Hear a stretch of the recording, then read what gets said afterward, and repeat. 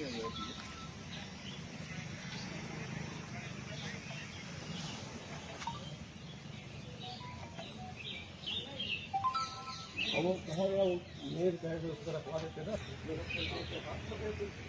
नमस्कार, मैं हूं शीतला तिवारी। दोस्तों, आपने देखा कि पूजा गौतम कितनी शातिर निकल गई। यानी महेश गौतम की पत्नी पूजा, आपने उसको देखा कि जब अपने पति की हत्या करने के दूसरे दिन सुबह जो है वह गांव वालों के साथ, परिवार वालों के साथ बैठ करके और दहाड़े मार करके रो रही है। और रो ही नहीं रही है बल्कि मीडिया से यह भी बता रही है कि किस तरीके से जो है उसकी हत्या हुई। यानी हत्या जिस तरीके से अपने प्रेमी से उसने करवाई, यानी जयप्रकाश यादव से उसके साथ मिल करके खुद अपने पति को मौत के घाट उतारा है। अब उस पूरे गुनाह को छुपाने के लिए वह औरतों के संग जो है दहाड़ मार करके रो रही है।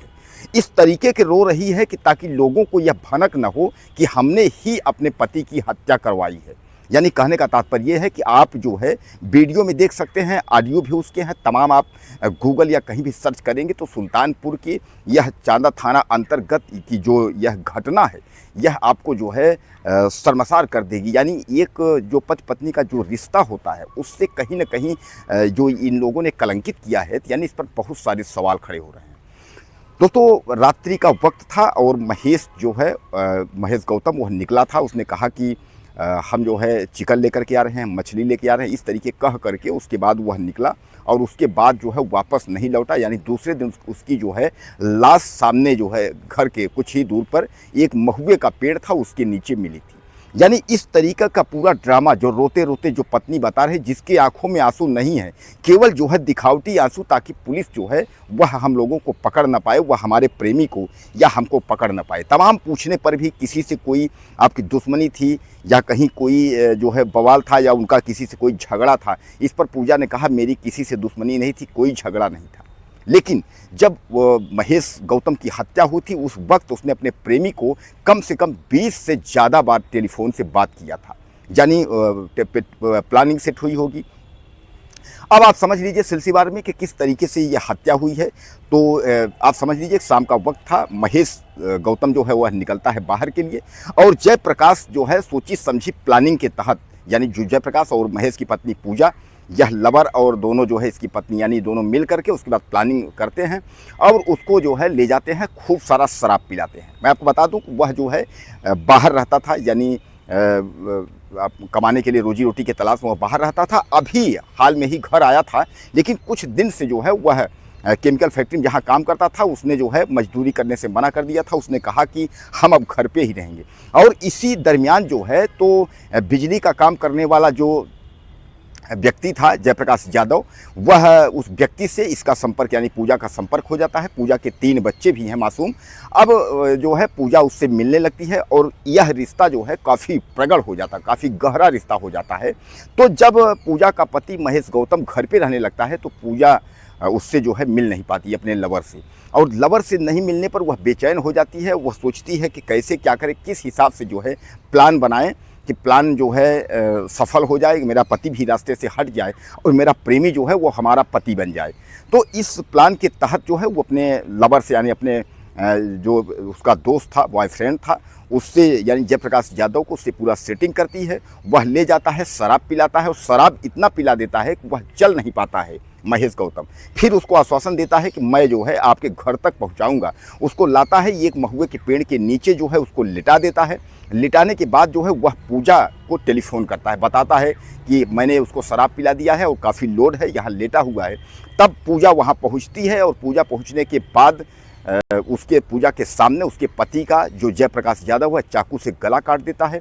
गला काटने के बाद ईंट से जो है पूजा उसके सीने पर जो है वार करती है और ईंट से उसका जो है सर कुचलने का कार्य करती है। यानी पूजा ने कहा अपने प्रेमी से कि देखो कहीं जिंदा तो नहीं है, मर तो गया है। लेकिन आप समझ लीजिए कि यह सब घटना जो कि यह पत्नी जो है, जो पति पत्नी का जो कलंकित करने वाली जो पूजा है, इस घटने को अंजाम दिया। और उसी समय जो है महेश जो गौतम है उसके प्राण पखेरु जो दलित युवक है उसके उड़ गए, यानी वह जो है खत्म हो जाता है, मर जाता है उसी वक्त। अब उसके बाद यह लोग छोड़ करके चुपचाप घर चले आते हैं और सुबह जो है शांति से जो है अपना चुप्पी साध लेते हैं कि जो जैसा होगा। गाँव वाले ने लाश देखी, उसके बाद गाँव वाले जो है तो चिल्ल सब होने लगा, सब बताने लगे कि ये तो फला है, महेश गौतम है, इस तरीके से करके। अब पत्नी जो है उसमें बचने के लिए और अपने प्रेमी को बचाने के लिए जो है तमाम नखड़े करते हुए बाहर गांव वाले और परिवार वालों के साथ बैठ करके जो है वो जो नाटक, रोने का जो नाटक और जिस अंदाज में रो रही है, उससे ये साफ प्रतीत होता है कि इतना बड़ा खेला जो है इसने किस तरीके से खेला है।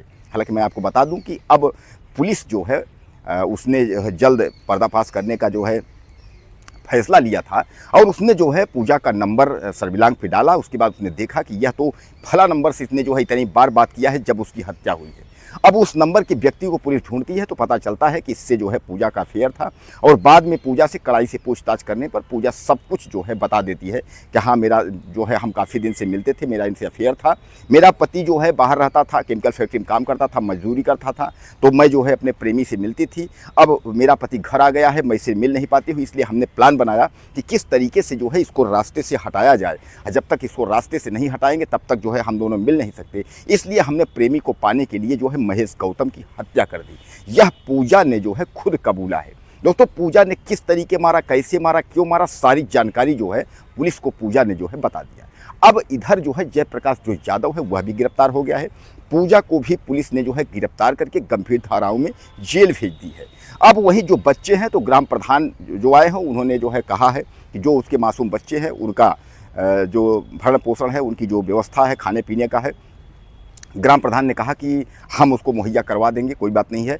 पिता का सर साया तो उठ ही गया, माँ जो है जेल चली गई, अब वो 3 मासूम बच्चे जो है वो बेघर हो गए।